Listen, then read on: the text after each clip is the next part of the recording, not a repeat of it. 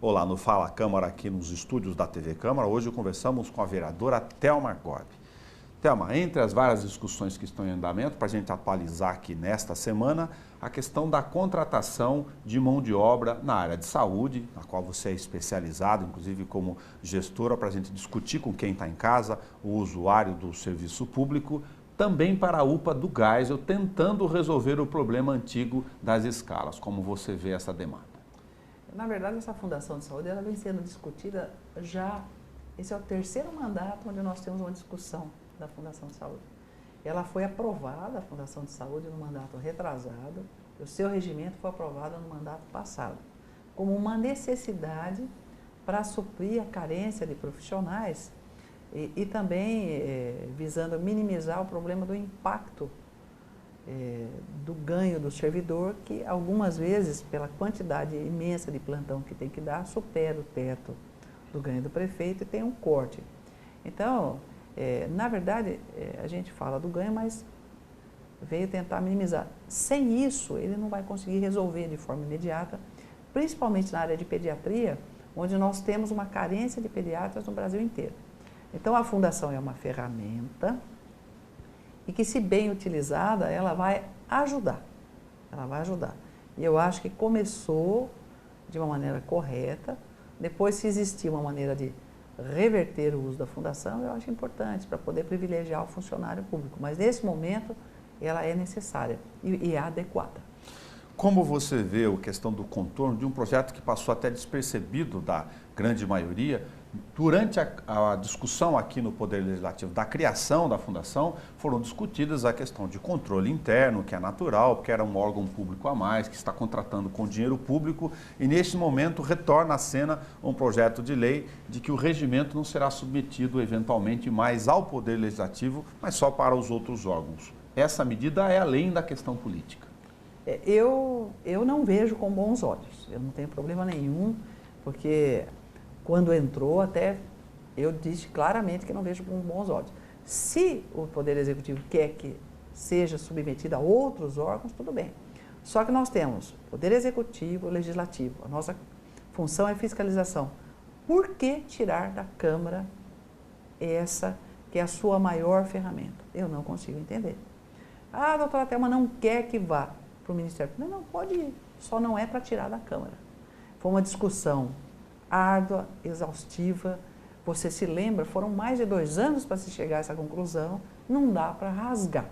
Foi uma condição colocada pelo Poder Legislativo à época como instrumento de controle. Né? E é um instrumento de controle, de fiscalização. Ninguém está dizendo que vai mandar a Fundação fazer ou não, mas tem que passar pela Câmara. E isso vai ser uma questão de mérito e eu vou defender de uma maneira bastante ampla que continue passando pela Câmara. Eu não consigo entender o porquê de tirar. Se quer fazer algum aditivo, que o faça, mas supressivo de um artigo desse, da minha parte, infelizmente, eu não vou votar contra isso aí. Contra a supressão de passar. Quer passar pelo Ministério Público? Tudo bem. Só que não tire da Câmara o direito de avaliar e de fiscalizar. Tão difícil quanto instalar novas unidades e serviços públicos é a questão de custeio. E essa continha foge ainda mais aos olhos da população no dia a dia, porque você tem que ter mão de obra, tem que ter a manutenção no dia a dia desses equipamentos. Eu estou retornando de novo ao raciocínio de mais uma frente a ser preocupada em relação à questão das unidades de pronto atendimento. Isso vale para todo o serviço público. Foram criadas 4. E eu fui percorrer como jornalista as 4 unidades, tem problemas operacionais ao olho nu de questão de manutenção, de ar-condicionado, de equipamentos. Como você vê essa dificuldade, já que o cobertor está curtíssimo para resolver dinheiro para a mão de obra, escala, mas também para gerir, funcionar bem e manter esse sistema? Eu entendo o seguinte, olha, a primeira coisa que você tem que fazer é fazer funcionar bem aquilo que tem. Eu entendo isso. Eu entendo da necessidade, eles querem construir um ambulatório, um centro de diagnóstico. Vamos fazer funcionar bem aquilo que tem. Vamos usar uma ferramenta importante nesse momento, que são as parcerias públicos-privadas, na compra dos exames complementares. Se você compra o exame complementar, você não tem que manter prédio, você não tem que comprar equipamento. você não ter que manter o funcionário. E é uma coisa que o município não tem condições de fazer. Quando você constrói uma estrutura e você recheia essa estrutura, a cada 2 anos, a manutenção da estrutura, você constrói uma estrutura nova, de 2 a 5 anos. Esses são os cálculos que os administradores veem. Então, numa época de vacas magras, você tem que ser um pouco criativo. Eu vou citar um exemplo que está dando certo, para mim está dando certo, o projeto Corujão. Né? Está diminuindo o exame, não tem o médico na ponta. Mas e se fosse construir um lugar, equipar, quanto tempo essas pessoas iriam demorar ainda para fazer seus exames?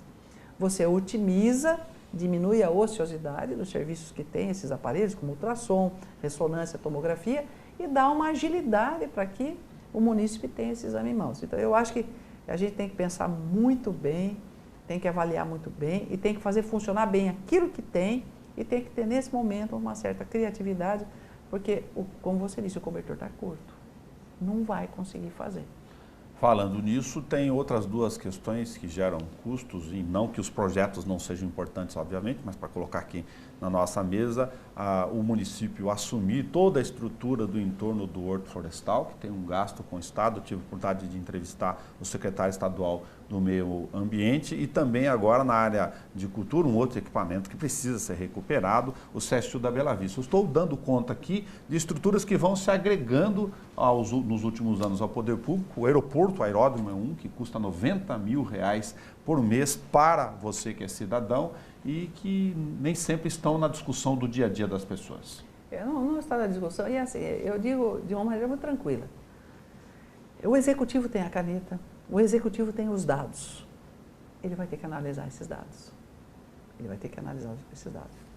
O Brasil está começando a ter uma retomada, mas nós não tivemos uma recuperação da arrecadação do ICMS. Nós temos aí uma série de situações, a cidade está acabada em buracos. Como é que você vai assumir mais uma estrutura? Se você fala que você não tem esse recurso, eu acho que é uma coisa que o prefeito tem que pensar direitinho. O que poderia pedir é a cessão do espaço para o Estado. Eu entendo isso, vamos pedir uma parceria, você me faz uma cessão por 10 anos para que eu possa utilizar esse espaço, para depois, no momento de recuperação, para ver se eu posso realmente assumir esse espaço. Aliás, no movimento inverso, o Estado está, aspas, se livrando dessas estruturas de outros hortos florestais para transferir, inclusive um objeto de abertura de edital. Agora nós vamos tocar com que dinheiro, Nelson? É essa a minha preocupação. Mas a gente espera que, tem certeza que está tendo responsabilidade lá em cima do Executivo e ele tem os números. Ele tem que analisar esses números. Aproveitar o nosso bate-papo, antecipar o início de uma discussão que é de grande porte e que demanda tempo. O governo já avisou, através do prefeito Clodoaldo Gazeta, em entrevista, que vai publicar o chamamento com as regras básicas, tentando atrair aqueles interessados, eventualmente, na parceria público-privada do lixo, já ainda agora em março. Aí me lembro de outros modelos que tem aqui para colocar na mesa. Não é razoável discutir o modelo antes da publicação para ver quais são as regras do jogo? Eu acho que realmente, infelizmente, nós estamos começando de trás para frente. Nós estamos botando telhado em alguma coisa que não tem parede. Eu acho que você tem que discutir o modelo e verificar aquilo que é melhor para a nossa cidade. Nós temos uma série de situações, então nós temos que ter uma certa clareza, senão vai ser difícil. Eu acho que isso é uma ordem inversa. Você tem uma frase na ordem direta, é muito mais fácil de você ter um entendimento. Se você tiver uma ordem direta também para isso, vai ficar mais fácil, ficar mais claro, você tem maior transparência. Eu acho que primeiro você escolhe o modelo que você quer, depois você abre o chamamento. Agora, faz o chamamento para depois escolher o modelo, fica difícil. Aproveitando nosso papel público aqui de antecipar, divulgar e atualizar com os moradores, os representantes dos mandatários populares aqui no Poder Legislativo, é um contrato de no mínimo 20 anos para esse modelo, não é algo de curto prazo. Qualquer decisão nesse sentido, importantíssimo, resíduos sólidos, ela tem uma demanda no tempo bastante significativa. É de 20 a 30, algumas empresas chegam a falar em 30. Sim. 20 é o menor prazo. Aí nas cidades, mais de 85% dos contratos são fechados em 30 anos. Alguns em 25, raramente em 20. Então eu acho que é um passo importante. O lixo tem que ser tratado com muito critério.